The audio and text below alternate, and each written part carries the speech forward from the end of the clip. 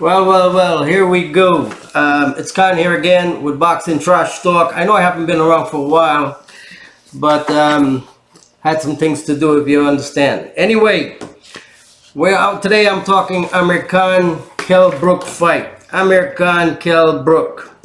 Let me know what you all think about that fight. But today I want to say some things. Is it too late for that fight? No, I don't believe so. I don't believe it's late at all. Fighting them in their prime would have been better, but it's not too late for the fight, and this fight is different. Every fight actually that has something to do with bragging rights, you understand, for me sometimes it's bigger than a championship fight. I mean, if you look back at the Tyson Fury and Deontay Wilder, that fight, you all might think it was all about money, which it was, but the money was there. Was it about a championship? Yes, that was there. But it was all about bragging rights. That fight came down to mano a mano, man against man. You understand? And I look at this Kell Brook Amir Khan fight as the same way. Okay? It's bragging rights for England. You understand? Who is it going to be? Is it going to be the Bolton guy? You understand? Now, that is what is going to make this fight exciting. Now, you're all going to say, well, it's Amir Khan, he's chinny. Look, to enjoy Amir Khan fight, don't think that he's chinny. You have to look at a fight as a heavyweight fight, because when heavyweights fight, they're all chinny, right? One of them connect, somebody's going down. We say that's heavyweights. So why can't we say it for Amir Khan? He's chinny, that can be fine. But I always look at this fight as a heavyweight. Let me see if he can box his way out and, get out of the way so they don't hit him. But one thing we know about him, you better put him to sleep, because if you don't put him to sleep, he will actually get up. So I'm not worried about him being chinny, except that's one of the things there. Okay? So let's look at this fight from Amir Khan's perspective. Okay?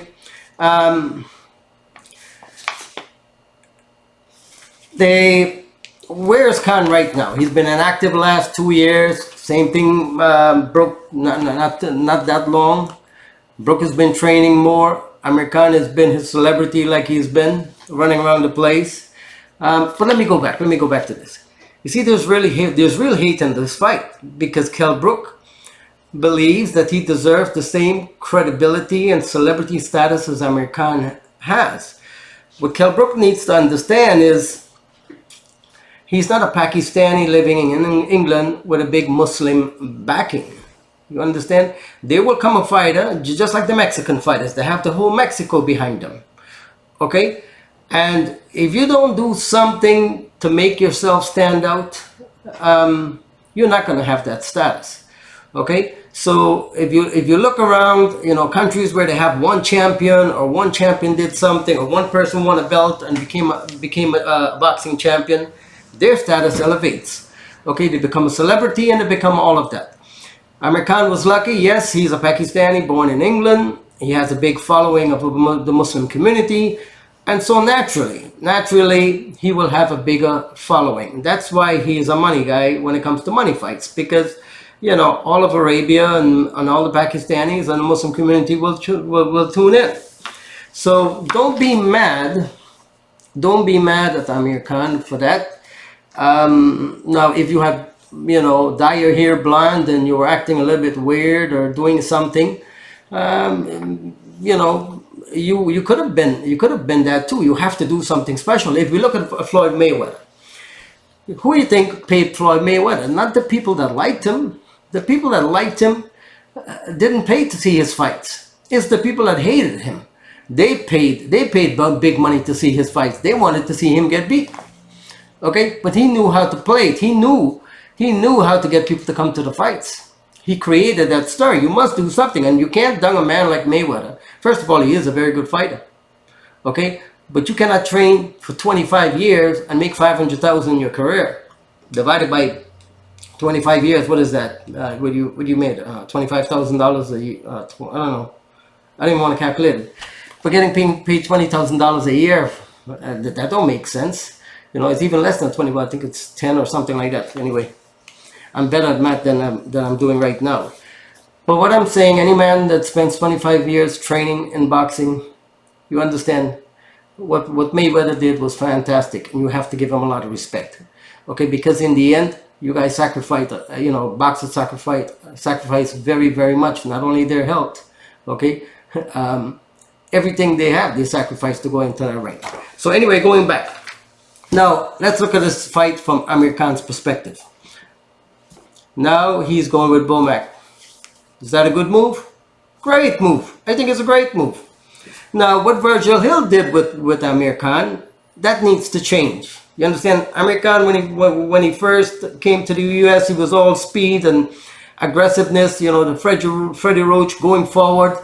And then people figured him out. That all you have to do is close your eyes and hit. If he's throwing combination, close your eyes and hit. He's in front of you. Okay? So once that was figured out, Virgil Hill did a good job of trying a new approach. Don't get too much, not more than 3-4 punch combination, and then circle. 3-4 combination, circle. The problem with Amir is, after he throws his 3-4 punch combination and he decides to do his circle, he don't know what to do then. Because when the guy comes forward now, he couldn't figure out what to do. What's the best defense? So he just put his hands up, which I don't think was good. Somebody should have taught him what to do in between. Okay? I could have taught him what to do in between that. So his fight was basically, a 3-punch combination, get out of there and circle. But nothing, he didn't adapt to anything. What happens when the guy, after you throw that combination, you circle out, he decides to come back at you? What do you do? Amir Khan did not know, because he was always planning his next, his next combination to keep doing that. So the Virgil Hill style has been figured out. Boring, long gone. Because if it was up to me, I think they're using Amir Khan's speed completely wrong. Okay? Amir Khan, with that type of speed, should be winning all his fights with a 1-2.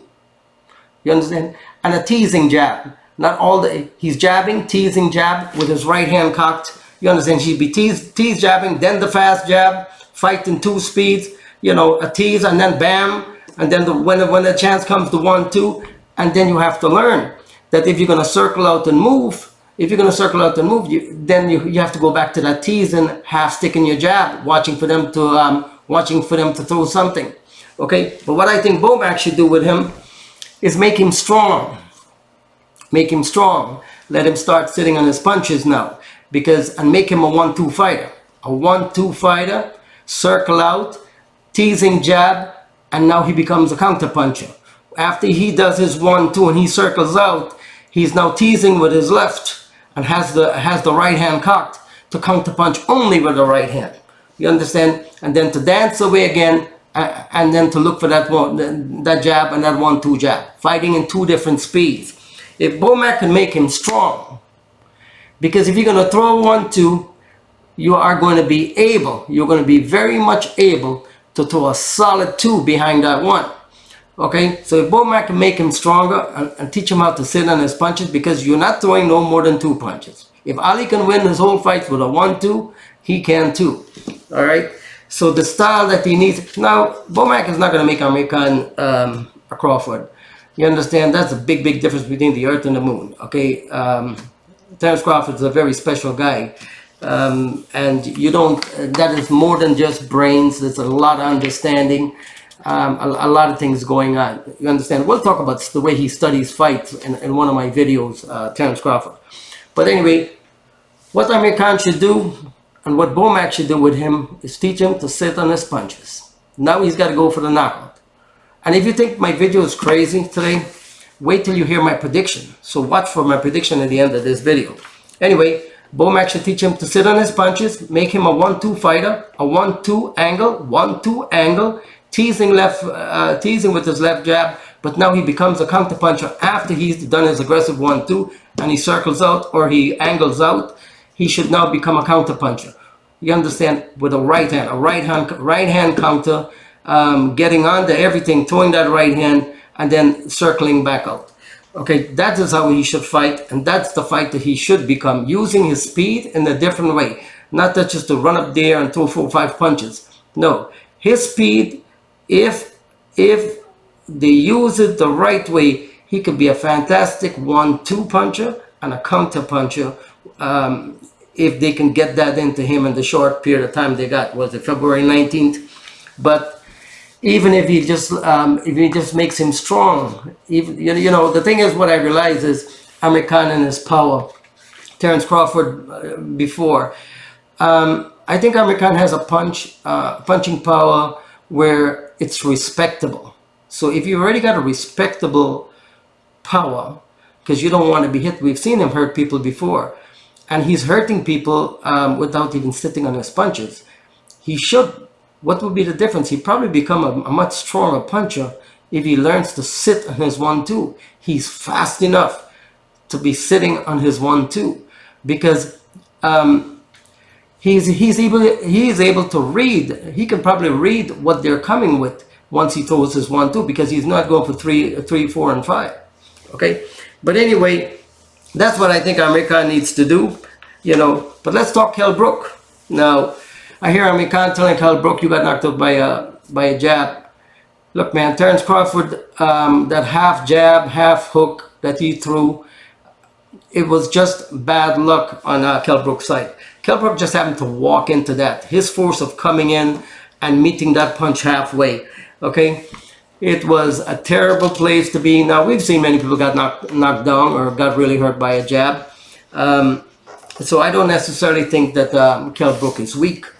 This is a different type of fight. This is not this is not a championship fight. And you'll be like, well, Mr. Khan, why are you talking about a championship fight that's very important? No.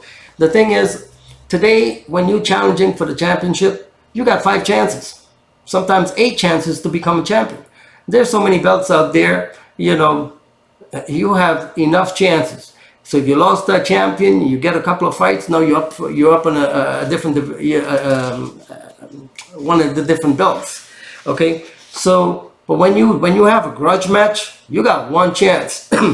You got one chance for bragging rights. You understand, to settle that score, and that's why this fight is going to be interesting. Now, like I'm saying, Kell Brook can really fight. If Amir Khan comes in thinking that Kell Brook can't fight, Kell Brook can fight. He's proven he can fight. he accept the same challenges. If you ask me, I thought accepting the challenge from Triple G was a pretty devastating one to do, and he did it. I mean, his fight with Errol Spence was very good. His fight with Sean Porter was good too. The fight with Terence Crawford was going good while it lasted. So it's not like Kell Brook cannot fight. Kell Brook will probably fight the best he have ever fought when he fights Amir Khan this time. Okay, so what would I change for Kell Brook? Nothing. Just don't overtrain. You know, just come in there and do what you do. He's a dangerous fighter for Amir Khan. Okay, so now come to my crazy prediction. Here it comes. Now, if I ask you all will say Kell Brook by knockout, Amir Khan decision. I say it different. My prediction is Amir Khan by KO, Kell Brook by decision. One of those two. But which one am I going to pull for more? Which one would I go for more? Because Amir Khan is training with Bomac and he's going to get a lot stronger, I see him using his speed to gain some advantage on Brook. And in England, if you throw a lot of punches after that, they're going to stop the fight. So I think Amir Khan can win by KO. I do not see Amir Khan winning at all by a decision. And the reason for that, because even if Amir Khan is winning the fight and he's getting the better of Brook, he might get careless. And if he gets careless, he will be knocked out. So I don't see Amir Khan taking all this hate and animosity that's there and getting the best of Brook and say he's just gonna dance around and take that fight home and win it per decision. He's gonna try to impress. He's gonna try to impress everybody. So he's gonna try to do more, and chances are he's gonna get caught. Okay, and we know what happens in the heavyweight division. The division, you get hit, you go. Now, Brook, I believe Brook can win by decision. How? Well, I think Brook punches a lot more than people think he does. And if Amir Khan comes in there with the wrong plan, the same old, four punch combination and circle, the same old Amir Khan that's been fighting for the last 3, 4 years, the new style he has, Brook is going to beat him by decision, because Amir Khan is going to kind of the same animosity that's there and then that hate, the same thing that drives you to win is the same thing is going to drive you to say, listen, let me be careful. The guy hit hard. At least I can say he ain't knocked me down. So it might end up being one of those fights. I know my prediction is crazy. So in the end, I'm saying Amir Khan wins by KO, Brook wins by decision. And the only reason why I see Amir Khan, if he gets hurt by the 6th or 7th round, and he would not to get knocked out, he might run the whole fight, because he's not gonna let Brook get the best of him to say I knocked you out or whatever. I think that's one time Amir Khan is not gonna go and say, you get me or I get you. In the end, from one of those predictions, which one do I think is really gonna happen? I would say Amir Khan by KO. And this is only because I trust Bomac in teaching him how to sit on his punches. People don't realize Amir Khan could have been a lot better fighter, even though he is chinny, by using your speed differently. Because you see, when Amir Khan throws his flurries, what do? They come after him, because the punches need to be more respected. And if he had learned to sit on his punches with his speed, and he sat on one or two of those punches, he would have gained the respect that after he threw his combinations, many of them would not have ran behind him like they did. They would have fought him, but they wouldn't have ran behind him like they normally do. So Amir Khan's fault in his whole career, for me, was never sitting on his punches when he does have respectable power. So that is why I say he wins by KO. That is my prediction. And if it goes any other way, Kell Brook will not knock him out. Kell Brook will win by decision. All right, watch up my follow-up video. I'm doing a little bit more research on this whole situation. I think it's going to be an interesting fight. I'm definitely going to watch it. Not because my name is Khan too, but I just want to see it. I want to see. I spend a lot of time thinking about these fights, and I want to see what really happens here. All right. So I thank you all for watching. Please subscribe to my video. I will be putting out a lot more videos soon. It's boxing trash talk, and normally I talk trash after I make my little analysis of what I think is going to happen. But today I'm going to leave it. I'm not going to trash talk today. I'll wait till the next time I put a video up. All right. You all take care. Please subscribe. Thank you.